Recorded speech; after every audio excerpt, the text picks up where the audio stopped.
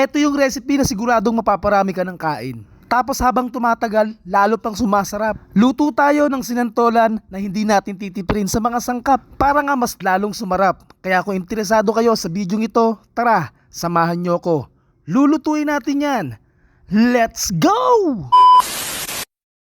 Bale, itong bunga ng santol nga pala ay nabili ko ng 70 pesos. Nasa mga 10 piraso to mga kayamyam. Pagkatapos nga ay babalatan lang po natin. Hindi ko nga alam kung tigta santol na ngayon, pero dito sa amin maraming nagbebenta. Gamit nga po itong aking grated vegetable slicers, ay kakayurin ko lang po itong mga santol. Hindi ko na pala to biniyak para tanggalin yung buto. Ganitong proseso yung ginawa ko para mabilis po nating makayod. At eto na yung mga buto, napakatamis. At ganito na po pala kadami to mga kayamyam. Pagkatapos nga po ay ilalagay natin to sa mas malalim na bowl. Gagamit lang po ako dito ng iodized salt at pipigaan ko lang gamit itong aking malinis na kamay. Malinis po yan mga kayamyam ha. Pipigaan ko lang to para matanggal po yung katas at yung pakla nito. At kung nanonood naman kayo ngayong araw na to, welcome po kayo dito sa Kayamyam Vlogs. Mag-comment ka na rin pala kung taga saan ka para naman mabati kita sa mga susunod nating videos. Pagkatapos ko ang mapigaan ay maglalagay na ako ng bake 2 dito sa ating bowl. Huhugasan lang at pipigaan uli para matanggal po yung alat dahil naglagay tayo ng asin. Pagkatapos ay hihimay-himayin ko na uli.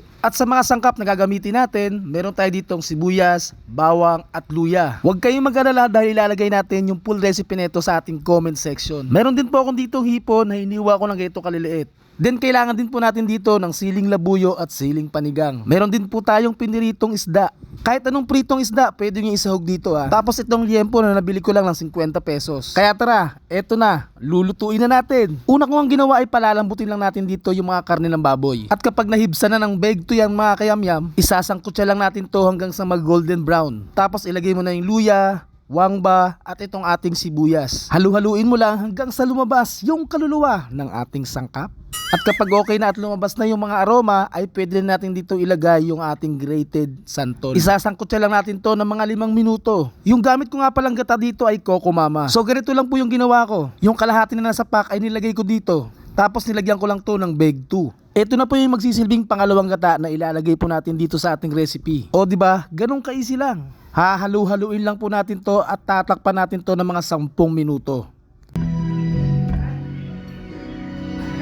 Makalipas po ang 10 minuto, ilagay na po natin itong mga ninitnit kong piniritong isda. Lalagyan ko na rin ng betchin, asin at pinong paminta. At hello po pala kay Michael Bisagas ng San Fernando, Pampanga at kay Kenny G's ng Mandaluyong. Kapag medyo naiiga na nga to mga kayamyam, ilagay nyo na po yung pinakakakang gata. Mas masarap sa recipe ito kapag maraming gata at nagmamantika. Lalagyan ko lang ng kaunting suka at isang kutsarang bagoong alamang na luto na. Pinakulo ko lang ng 2 minuto bago ko hinalo. Hindi naman ako papayag na hindi ko to titikman. Mag-add lang ako dito ng asin at kaunting sugar, pangpabalansi lang para po dun sa asim at alat. Nagpapabati rin po pala si Bong Albento ng Sultan Kudarat at si Hana po ng Tablas Romblon. Wow, kababayan ko pa to ah. Medyo malapit na maluto kaya ilalagay na po natin tong mga sili at itong ating hipon. Sa totoo nga lang, natatakam na ako dahil napakabango din kasi talaga. Mga ilang minuto mo lang to lulutuin at pwede mo na tong hanguin sa kahirapan. Ay, grabe. Paniguradong namit